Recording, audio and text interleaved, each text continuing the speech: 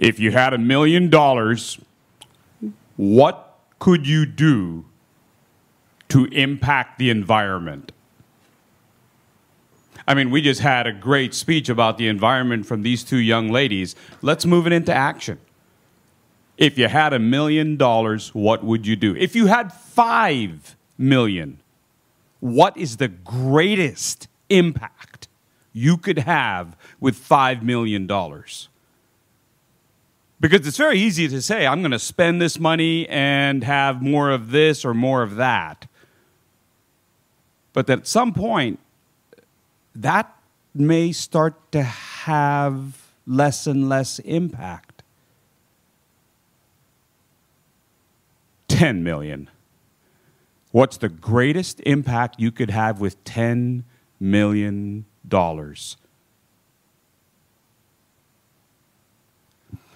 As an educator, and I've been a teacher for over 30 years as a teacher and an administrator, I always look to education as my solution. I mean, look at the great students we've got here already putting together a TEDx. You have so much potential. Why shouldn't we invest more in the potential that we have right here in this room?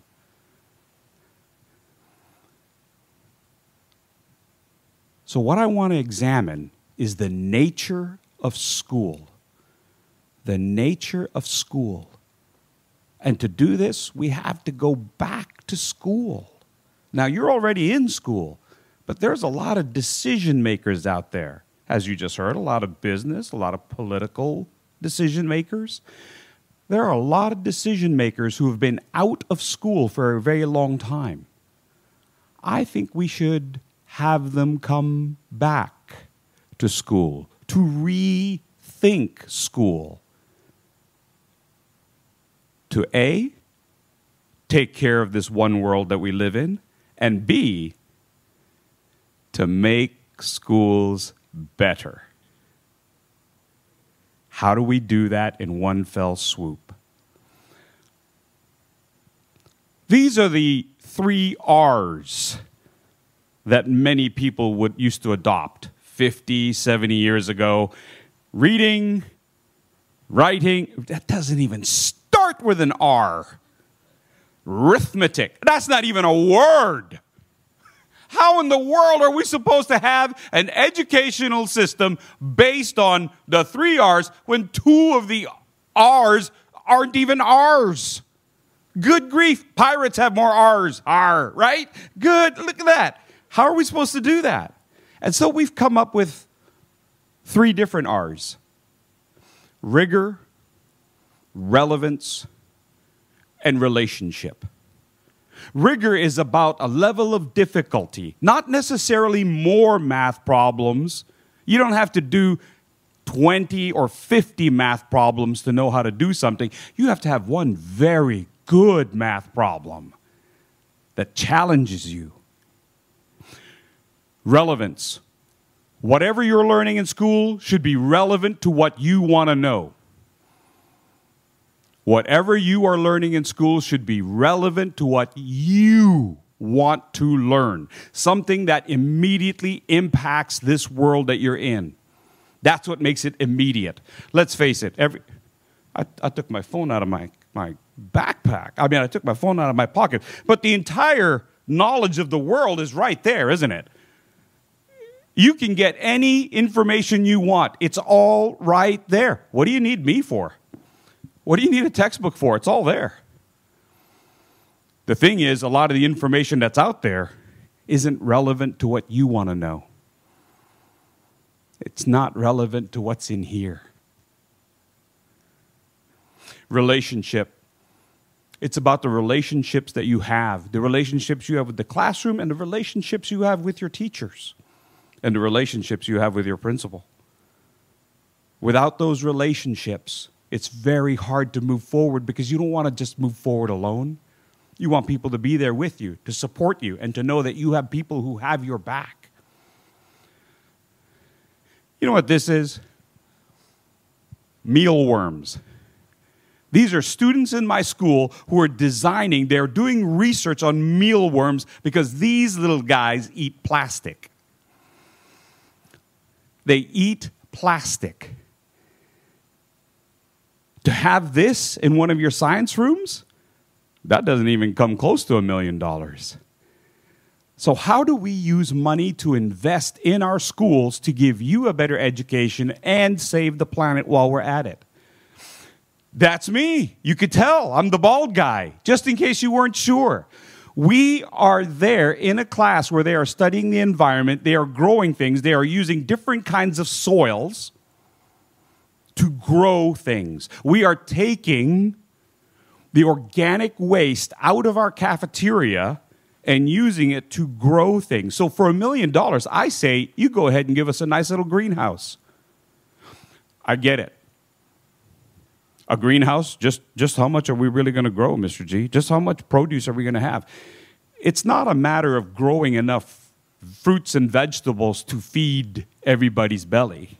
Well, not mine. That's going to take a whole lot more. But it will feed our thoughts. Can we have a greenhouse to feed our thoughts? Not just regular soil, not just go out and buy fertilizer. Let's produce our own fertilizer. That's called juice. That means they take the organic waste from our kitchens, process it on their own, and create liquid fertilizer. So instead of saying, Jimmy goes to the store and buys 2 apples, and then every day he goes and buys 2 apples, how many apples does Jimmy have at the end of the month? Instead of doing that kind of calculation, let's say Jimmy goes out back to the tree that we have out back, that we planted years ago, and he gets 2 apples. But next year, Jimmy goes out back, and based on the kind of fertilizer he uses, he now has 5 times as many apples as he did last year. How did he increase the yield? Mathematically, biologically. You see, it makes it immediate when the things that we do here on this campus relate to what you've got to do. You can do math on that. You can do biology on that. You can write about it. And now you put that in your college application. Now you're working on several different levels for several different subjects off of that investment. Juice. That's my cat. They grew grass. At first I was going, we're growing grass? This is what we're doing in class? They're growing grass for animals that can't go outside. And I get it. It doesn't seem like much. We're growing grass. UCLA, California, they're growing a whole other kind of grass, right? Okay, so here's the thing. We are growing something that some people might need. Immediate, relevant. Did my cats enjoy that? They sure did. Immediate, relevant. How do we spend our money? Solar power. That's on top of my school. Today, ladies and gentlemen, we're going to have math class. We're going to have math class on the roof. Now we can start to calculate how much energy can we give back to the city of Hangzhou, where I live. We can do simple math problems at first grade, like what's the square footage, multiplication, addition, subtraction. Then we move up, square root, and then we start to figure out physics problems. You start to figure out chemistry. You start to go into much higher levels of math using real-world, real-time solutions. You can say to your audience, ladies and gentlemen, I'm so glad you're here tonight. We just want you to know that the electricity that we're using to shine lights on our actors was generated right upstairs on the roof. How amazing would that be? How amazing would that be? Solar panels, 5 million. And it feeds your electricity. It works in both ways. That's a school, and they've got wind turbines. You want to know how to spend $10 million? Wind turbines. Now we're generating electricity that we can cover for an entire community. Now imagine learning how that works. Imagine measuring the wind. The best class in the world is going to be outside. We always want to take a field trip. Now the field trip is right out here. And we're going to be able to apply everything we learned to every single subject that you already have on campus. $10 million can go a long way because those wind turbines are going to be there for a very long period of time. And then you can even connect with universities. I used to work at a school where that's exactly what we did. We connected with universities so that our kids would start taking those college-level classes before they even left high school, and then they had automatic acceptance at a university to study the same things that they were already studying in school. Start your university classes, not just the general ones, but the ones that you love. You see, universities used to think that they held the prize of research. That if you wanted to do research, you had to be at the university in a PhD program. But now they're figuring out what you want. And what you want is to have things now, today, at UCLA. I want to do research now as a freshman. I've got a student, graduated a couple years ago. She's a freshman at the University of Texas at Austin. She's doing research. She is already doing Why do we have to wait until college to do research? The difference between a college freshman and a high school senior is probably just one party. Be honest, keep it real, yeah? So why not let our students right here on this very campus start with research? That's our classroom. How about it? Who's game? Who's interested?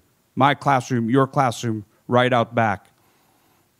Let's all do our math problems to match our physics problems, to match our science problems, to match our beautiful backyard.